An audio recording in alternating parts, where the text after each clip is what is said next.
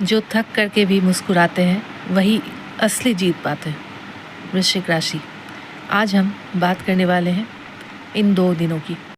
इन 2 दिनों में आपके लिए होने वाला है कुछ खास। चलिए जानते हैं वीडियो के माध्यम से, इसलिए वीडियो को अंत तक जरूर देखिएगा और चैनल पर नए हैं तो चैनल को लाइक, शेयर और सब्सक्राइब जरूर कीजिएगा। पहले 28 जून के बारे में बात करते हैं। 28 जून 2026 का दिन रविवार का दिन है। ज्येष्ठ माह के शुक्ल पक्ष की चतुर्दशी तिथि है। इस दिन नक्षत्र है ज्येष्ठा, जो कि 1:08 AM तक है। उसके बाद मूल नक्षत्र का प्रभाव रहेगा। शुभ योग है 1:29 PM तक। उसके बाद शुक्ल योग का प्रभाव रहेगा। राहु काल है इस समय 5:31 PM से लेकर 7:12 PM तक। इस समय आप कोई भी शुभ कार्य बिल्कुल ना करें। 1:08 AM तक चंद्रमा वृश्चिक राशि में रहेंगे। उसके बाद फिर धनु राशि पर संचार करेंगे। अब बात करते हैं 29 जून 2026 के पंचांग के बारे में। 29 जून 2026 सोमवार ज्येष्ठ माह के शुक्ल पक्ष की पूर्णिमा तिथि है और नक्षत्र है मूल 4:03 AM तक। उसके बाद फिर पूर्वाषाढ़ा नक्षत्र का प्रभाव होगा। शुक्ल योग है 2:25 PM तक। उसके बाद ब्रह्म योग का प्रभाव है। राहु काल का समय है 7:28 AM से लेकर 9:09 AM तक। इस समय आप कोई भी शुभ कार्य बिल्कुल ना करें, विघ्न आ सकता है। चंद्रमा धनु राशि पर संचार करेंगे। तो हम बात करेंगे इन 2 दिनों की, जो आपके लिए क्या महत्व लेकर आएगी। जब चंद्रमा वृश्चिक राशि में होते हैं, यानी कि आपके खुद के भाव में, प्रथम भाव में, तो आपका व्यक्तित्व, स्वास्थ्य, मन और आत्मविश्वास से भरा होता है। मन भावुक होता है, संवेदनशील हो सकता है। निर्णय लेने में जल्दबाजी से बचना उचित रहेगा। स्वास्थ्य पर ध्यान देना होगा। 28 जून 2026 के दिन विशेषकर तनाव और नींद का आपको ख्याल रखना होगा। नए कार्य की शुरुआत कर सकते हैं, लेकिन भावनाओं में बहकर निर्णय बिल्कुल भी ना लें। परिवार और जीवन साथी के साथ मधुर व्यवहार लाभदायक रहेगा। उसके बाद जब चंद्रमा 1:08 AM के बाद धनु राशि में प्रवेश करेंगे तो द्वितीय भाव सक्रिय हो जाएगा। ये भाव है धन, वाणी, परिवार और बचत का। इसलिए धन संबंधी मामलों में सुधार के संकेत मिल सकते हैं। परिवार के साथ समय अच्छा बीत सकता है। वाणी से सम्मान मिलेगा, लेकिन कटु शब्दों से बचना है। रुका हुआ धन मिलने की भी संभावना बन सकती है। खान पान पर संयम रखिएगा। अब हम बात करेंगे 29 जून 2026 के बारे में। तो इस दिन चंद्रमा धनु राशि में ही रहेंगे और नक्षत्र रहेगा मूल नक्षत्र 4:03 AM तक। उसके बाद फिर पूर्वाषाढ़ा नक्षत्र का प्रभाव रहेगा। शुक्ल योग 2:25 PM तक है। उसके बाद फिर ब्रह्म योग का प्रभाव रहेगा। इस दिन चंद्रमा धनु राशि में ही विराजमान होंगे और मूल नक्षत्र का प्रभाव रहेगा। वृश्चिक राशि से धनु राशि द्वितीय भाव में आती है, इसलिए 29 जून के दिन पूरा प्रभाव मुख्य रूप से आपके धन, परिवार, वाणी, बचत, भोजन, संस्कार और आत्मविश्वास पर पूर्ण रूप से दिखाई देगा। मूल नक्षत्र का स्वामी केतु है। केतु का स्वभाव पुराने बंधनों को तोड़कर नई शुरुआत करवाना होता है। इसलिए इस दिन कुछ ऐसी परिस्थितियां बन सकती हैं जो आपको अपनी सोच, अपने खर्च और अपने पारिवारिक संबंधों की समीक्षा करने के लिए प्रेरित करेंगे। अब विस्तार से जानते हैं। द्वितीय भाव जीवन में धन, परिवार, वाणी, बचत और सम्मान का प्रतिनिधित्व करता है। जब चंद्रमा इस भाव में आते हैं तो मन का सीधा संबंध आर्थिक मामलों में बनने लगता है।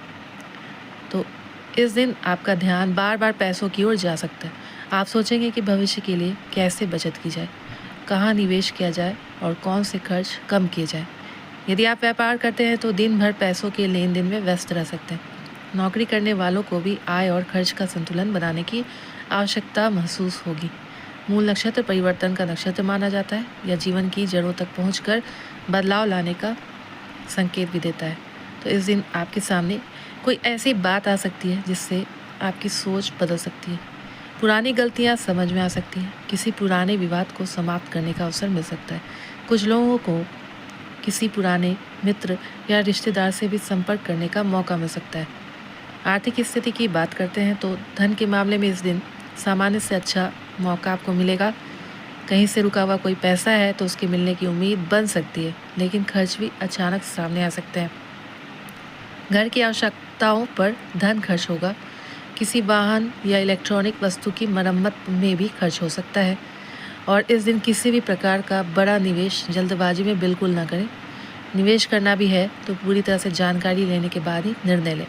परिवार के साथ समय बिताने का अवसर मिलेगा। यदि पिछले कुछ समय से किसी सदस्य से दूरी बनी हुई है तो बातचीत शुरू हो सकती है। हालांकि मूल नक्षत्र के कारण आपकी वाणी थोड़ी सी कठोर हो सकती है, इसलिए बोलते समय शब्दों का चयन बिल्कुल भी सोच समझ कर करें।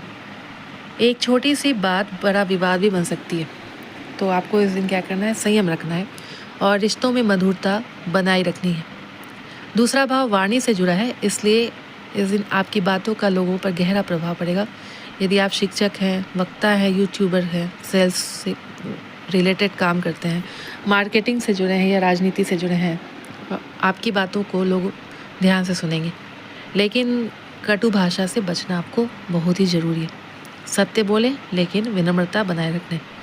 नौकरी पेशा लोगों के लिए दिन अच्छा रह सकता है। वरिष्ठ अधिकारी आपके काम की सराहना कर सकते हैं। नई जिम्मेदारी मिलने की भी संभावना है।